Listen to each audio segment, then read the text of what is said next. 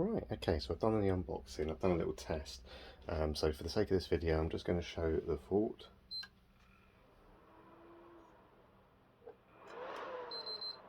Yeah, as you can see, fan ramps up very quickly and then just turns off.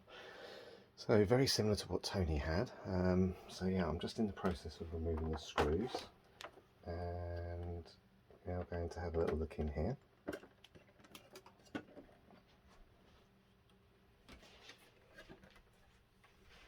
Now you never know what you're going to get on an eBay purchase.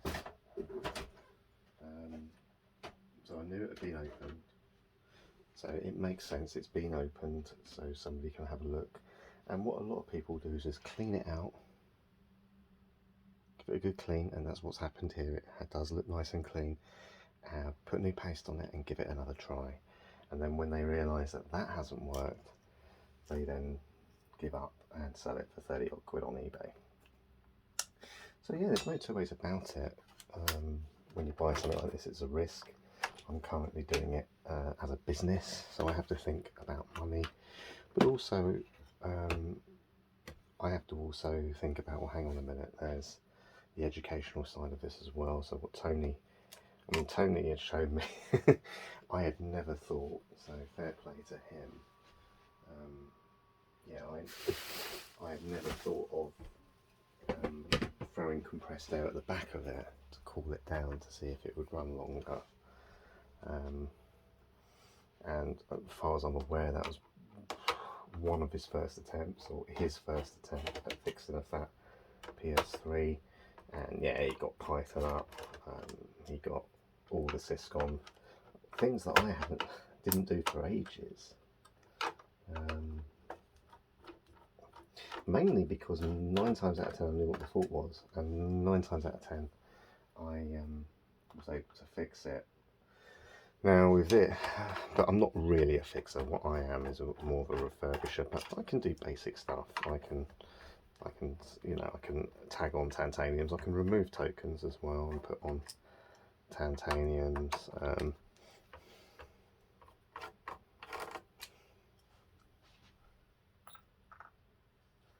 So yeah, I can do the basics, but moving on to, and I can delid reasonably successfully, and we are looking into other ways of delidding at the moment. And yeah, I did use some of this, but I can't be conclusive because after my delid I then threw another fault, and I just don't know if that fault was because of the solvent that I used there, or if it was something else on the console. I did heat up the CPU, and it was after me attempting a reflow of the CPU that it throws up another error. So I've got that to one side. I'll be having a look at syscon on there to see what the situation is. But if it's anything to do with cell processor, then it's a failed reflow basically. And when you throw that much heat on the chip, it's not great. It's not good for it.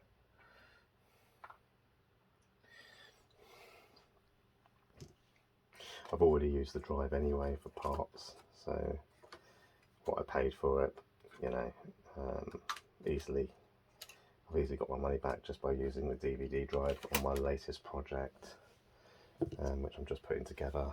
Let me just show you, it's all being put together right there. Right, okay, so we're going to have a good inspection of the motherboard.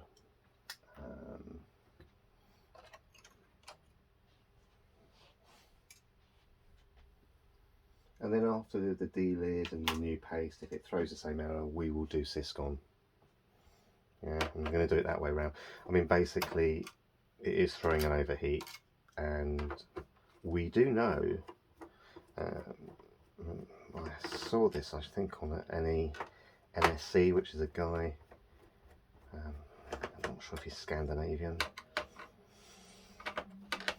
He's definitely foreign, and he makes a lot of apologies for his English, but his English is absolutely translatable, it's fine. He has, got some measurements out, and I think he found out as well that the heat spreader plate, the IHS plate on the CPU, isn't straight. And what that means is because there's no, I don't know if I've got one handy, here we go, yeah. So basically this is a CPU heat spreader plate, and then underneath it, this is where the paste is. Now on the RSX this protrudes out slightly and then they put the paste on there. This doesn't, it just has to be completely on this underside, and this underside is slightly bowed, and we're talking fraction, but it's enough for it to lose contact with the actual paste. So as you can see on this one, this D-lid here, there was no paste on the die at all, it was all on there. I think it was making minimal contact with the sides, you see that, because it comes up slightly, but the middle part, nothing. So yeah, so when you get an error like this, it is likely that then it's going to be something along the lines of the paste underneath the heat spreader. That's your most probable cause for this error at this stage. But then I could open this and I could find it's been delidded and it's got paste and everything and it's nothing to do with it. It could be a failed D-lid. This is of eBay. So this is a definite risk. You know, you pay, I think this was £30. And that might be, it's only 30 quid. And, you know, for the educational side of it, absolutely fine. I'm happy to pay it. From a business point of view, I couldn't keep buying these because you might find all manner of problems. That might not be the only problem. And like I say, there could be a failed D-lid, there could be all sorts going on. If you look online, I'm sure there's enough information to suggest that if you get this error, it's possibly a CPU D-lid that's required. And yeah, so you buy something like this, it's been open, you take a risk basically. It is just pure risk. But again, hopefully we've got a good drive and we've got a good power supply. So these are good spares to have. Power supplies do go wrong on these. And a lot of people, they clean out the console, they put new paste on, they still get the error, and it is the power supply, they just didn't think of changing it. So I've had a few of those, quite a few of those. I think I've got about 10 dead power supplies, and I think 8 of them I took out of consoles where they had basically a faulty power supply.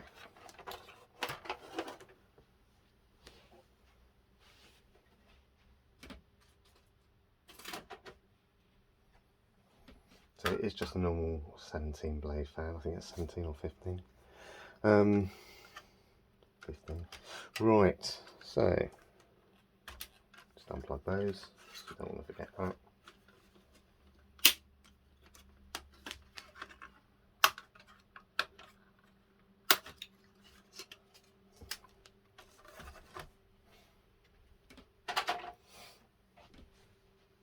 So yeah, definitely somebody's been underneath here. They've removed the NEC token little tabs that Sony put on, little heat tape stuff.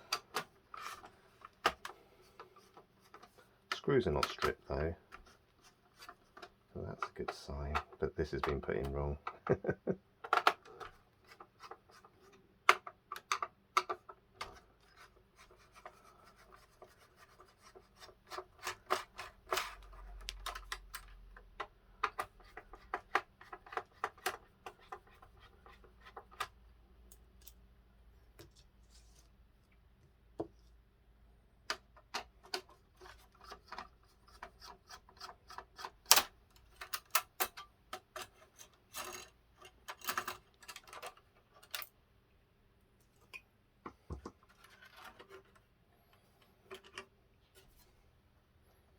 So yeah, somebody hasn't put these back eloquently at all. I think they were just fed up.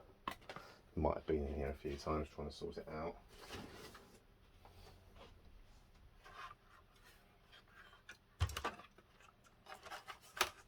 And they put these screws back there.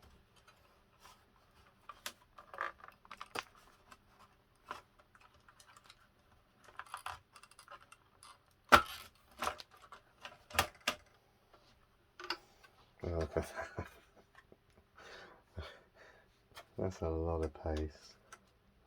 And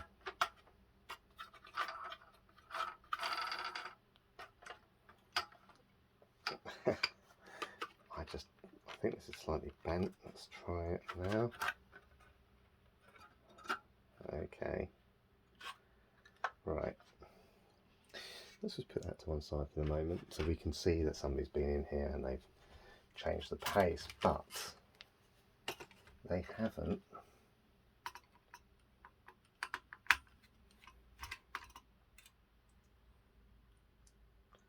And yeah, you can't put too much paste on as long as it's non-conductive. This does look like MX2, MX4, MX5, which one of those. Paste. So they've used good paste, they've used a lot of it. Didn't need to use that much.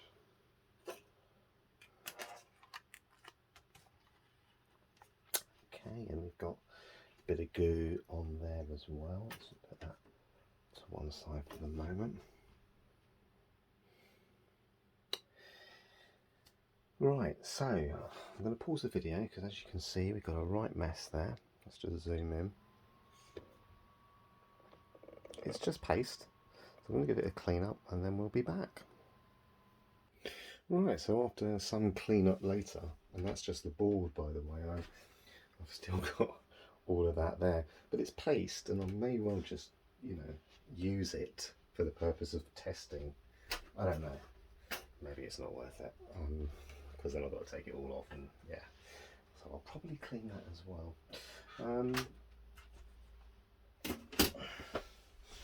So I have noticed a few things, and basically a heat gun has been applied to here and here, but no visible signs of flux. The reason I know a heat gun's been applied is because we've got singe marks on the tokens. Once these reach a few hundred degrees, they do singe basically. You can singe them, but hopefully no damage to them. It doesn't look like we've had an attempt at a delid.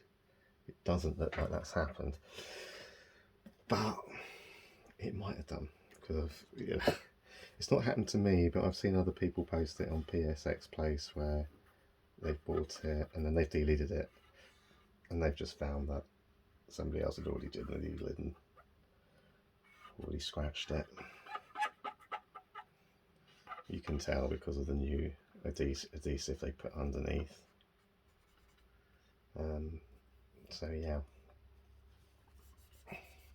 So Tony on his channel used floss because it was his first attempt, and you know, having done his research, you would have thought that would be the preferred method. It's not for me. I did say it to him on the time. I don't use that. It's not. Then I tried it and then I stopped. You just get a feeling for it. You just think, no, that's going to probably end badly. Saying that, when I did the painter's knife method, I wasn't confident until I lifted it, and then I realised, no, I was successful. A tiny scratch you'll probably get away with, but anything more, you're going to run into some problems. So what I'm going to be doing is, a lot of people do this actually, I've seen them do it online.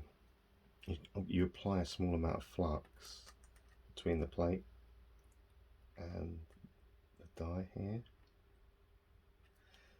Let's just see if we can, there we go.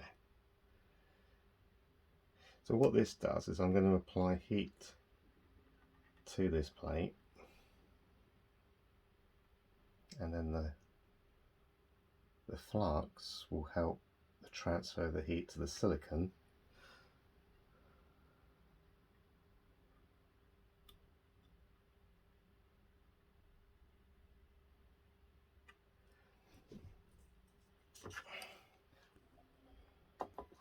And then we just go in with the normal method. There's still paste here. I've tried to get as much of it out as possible.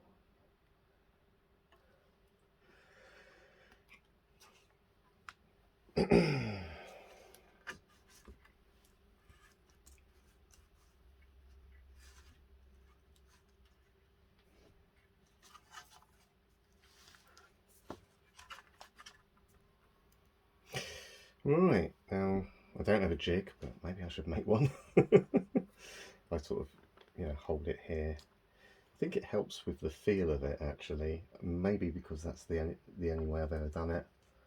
Maybe I could try it some other ways, but it would have to be on a board that's not savable. This may well be savable, so we're going to make every attempt to be as careful as we can with this D-lid. Let's just take that pad off there.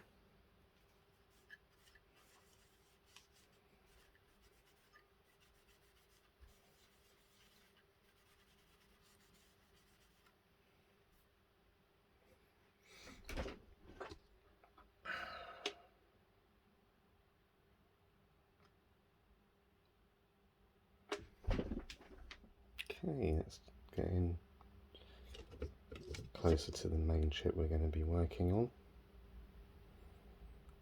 Yeah, that's good.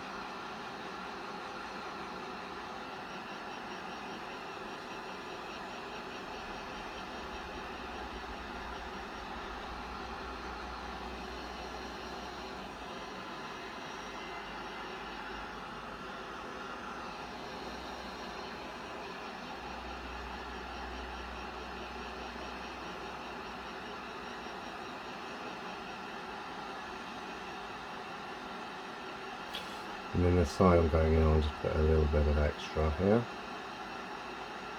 Okay.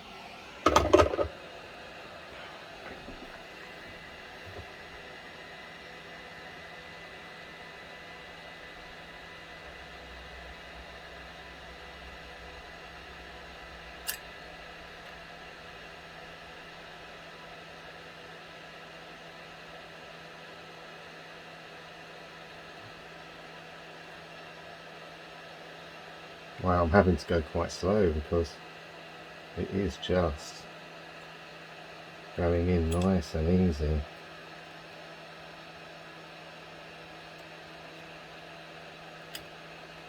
Yeah, don't damage any resistors out here.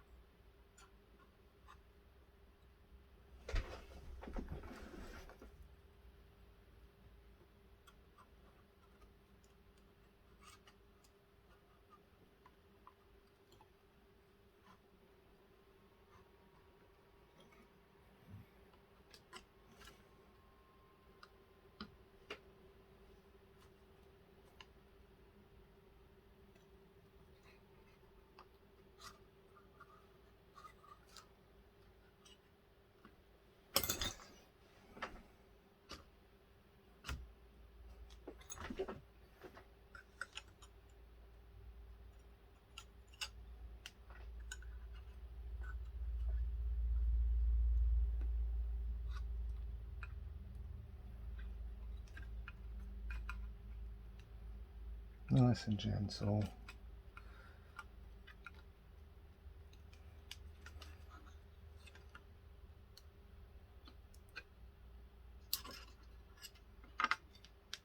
Wow. Okay, so we have got a little bit of a mess with the flux, but and yeah, it looks to be successful. It was actually very easy, and I do recommend that. My obligatory scratch here, I don't know if that's always meant to be there. I always see it, I always think it's myself. So let's have a look.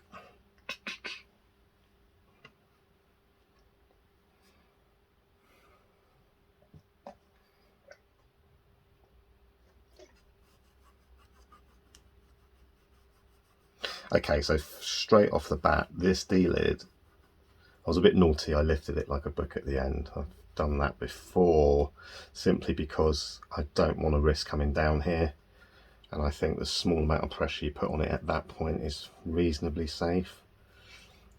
Safer than me trying to come down here and possibly knocking off any tiny resistors. They are tiny here as well. So yeah, I've done a couple like that, they've all been fine.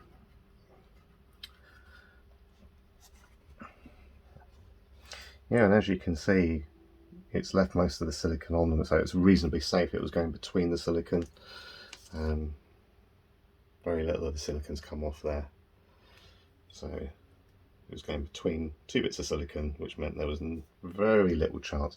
Obviously where I came in here was the most chance where I could have scratched it, and it's not scratched at all.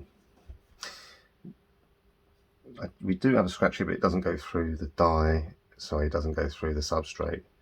You don't see any copper. So I'm just wondering if that's always there. Possibly not, it is possibly my tool, but it's never caused any problems before. But there was more paste on this die than I was expecting. I was expecting it to be completely bone dry, and there was some on here. However, it may not have been making contact with the plate. So at this stage, yeah, there's still hope.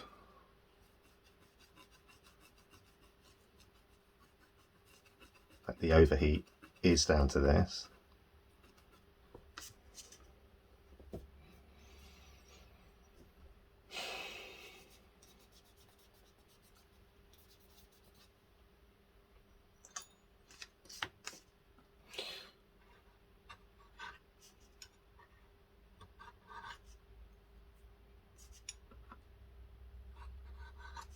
So yeah, I've done both methods. I've done this sealant remover,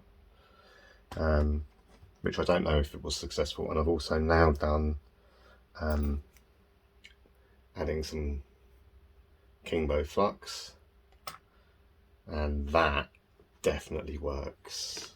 And my little hot air gun was on 300, but the plate never gets that hot. You'd have to be on there for quite some time because of the thickness of the board. It does take away the heat quite quickly. So this probably gets to about 150 degrees, and then we go in. It was too easy. I had to stop myself. Normally you have to put more force. On this occasion it was way too easy. So just be careful if you're doing it, just to go in slow, and then the way to do it is to go in here. This is what I do, and then you angle this round so you know that you're about here, so you're going to miss the die. And you angle here, but you don't try to attempt to come in, the tokens will stop you. So you come out, and then you come down here, then you come back round, and now you can angle this out to here, to come all the way to here. And then from here you could actually angle it around gently, because you're at an angle there, and just come into about there and stop here, which then means you can come round and try and angle it and get to there. But I cheated and opened it a little bit like a book, so having to tuck in a little bit here and here, the rest just opened up.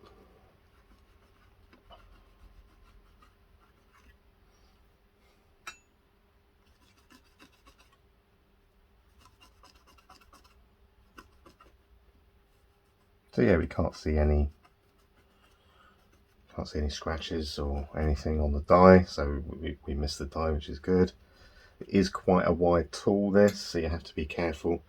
You have to always make sure that no more than halfway in.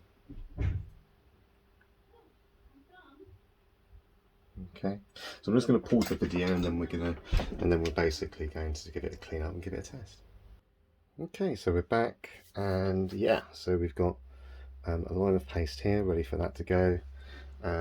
I have spread some paste onto the back of this chip. What I'm now going to do is just put a blob in the middle and then fix it to the actual. There we go.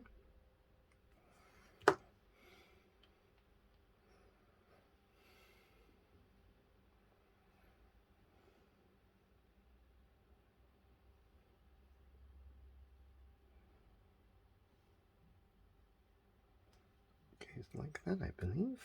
Here we go.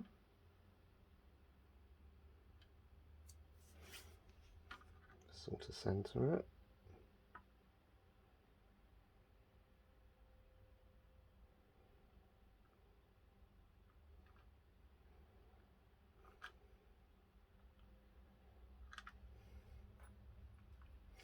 Keep your hands clean when you're dealing with thermal paste. Everything gets a bit mucky.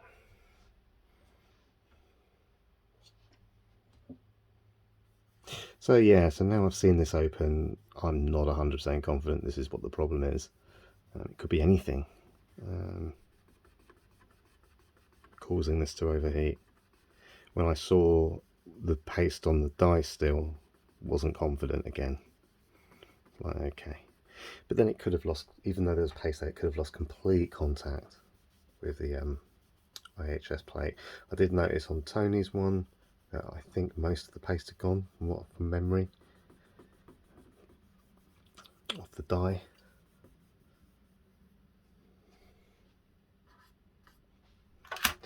Yeah, this has taken some abuse, and if this was to work, I'd probably replace this piece here. The guy's obviously trying to repair it. You can people just lose their patience, and he's literally got, he must have got a tube of paste. If it was this stuff, it was expensive, what he did. But yeah, what he must have done was throw loads of paste onto the chip here, and loads of paste here, and yeah, caused a right mess.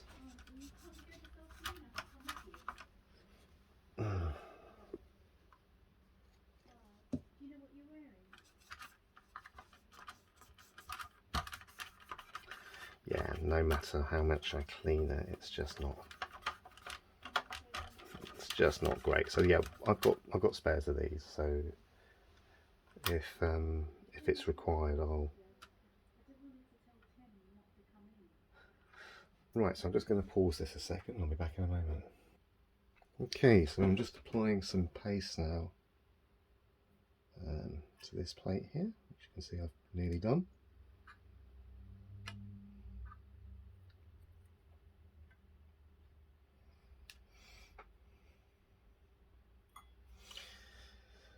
Then I'll just use, I think this is like a little spreading tool, and you can quite niftily get any excess. So if you want to be able to spread your paste with minimum waste, that's how you do it. You just need those two. And you do it like a trowel, so you basically spread it with this, and then you'll find that lumps will occur. Then you can just take the lumps off like this, just as if you're doing a plastering job. Right, okay, and then you can get the excess onto here like this. And then I'll just put a little blob in the middle anyway.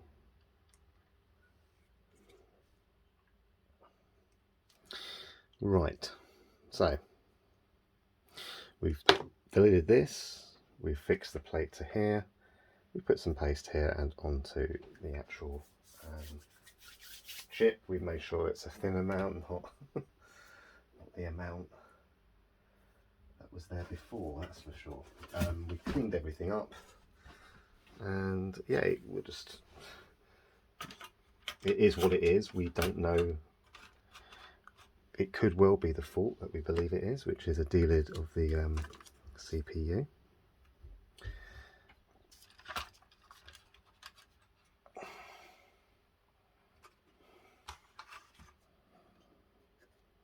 But we just don't know at this stage. Should have maybe done the syscon first now.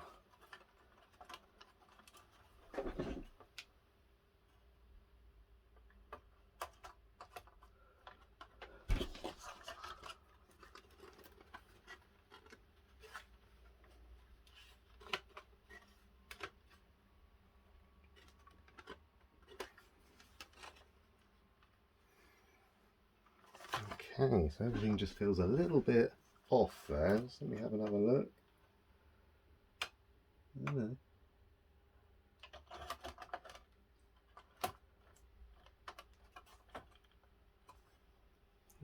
Okay, I think we're good.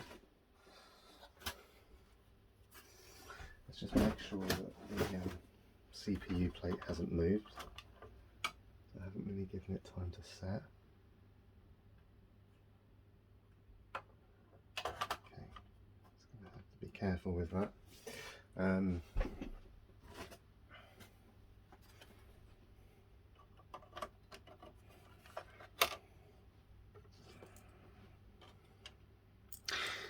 Right.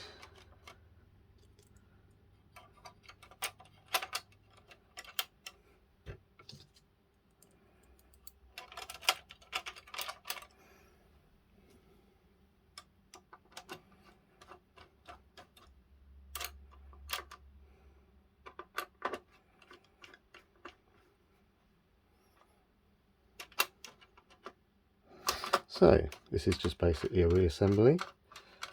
So what I'm going to do is just put this back together, and then I'll see you when we do the test. This will be part 1 of the video. Part 2, I suspect, will be either testing it or going back down and having a read of the syscon. So I'll see you in a moment. Okay, so we've reached the point where I'm going to test it. I'm not overly confident because it's had heat on it and all sorts. So yeah, we're going to give it a go.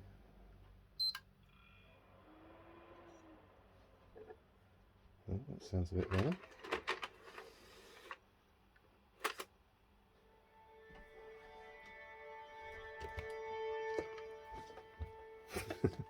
Do you know what? When you're not overly confident and it boots up, you've got to think to yourself, wow. Now, let's get a controller.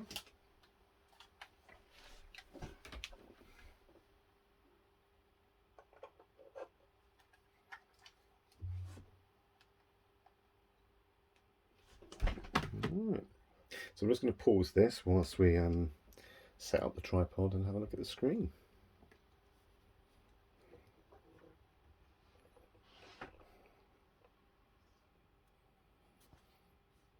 Okay.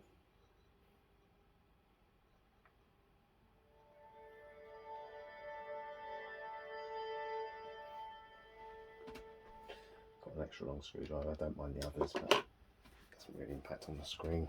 That one's a bit long. Okay, so we had somebody called Lance.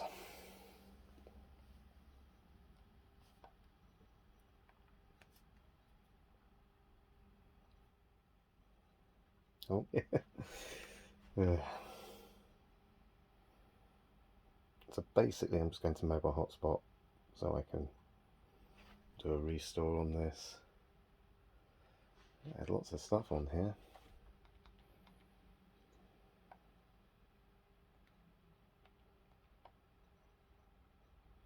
Oh, I left a bit of wipeout. Look at that.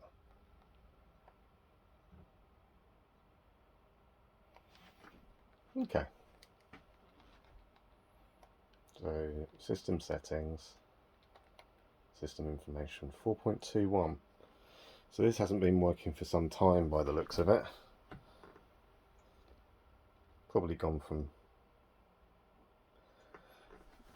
somebody's loft found its way to a cellar, or maybe that was the cellar. Started overheating.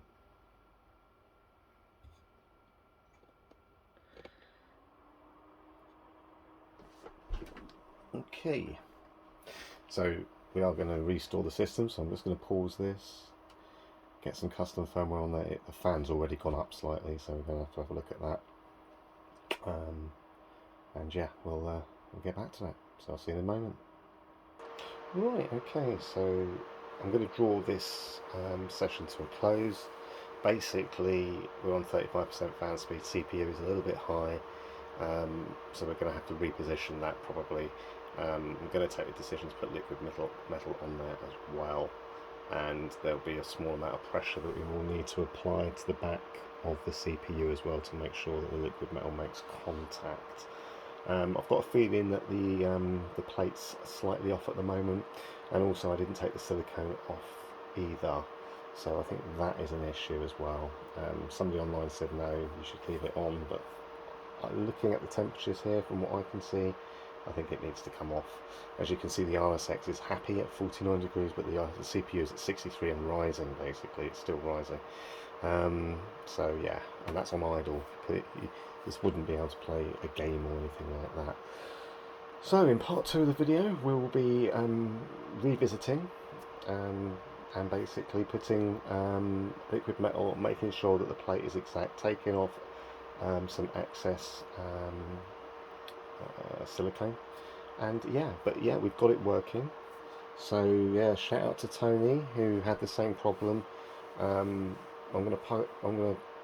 Tony be one of the first to see this.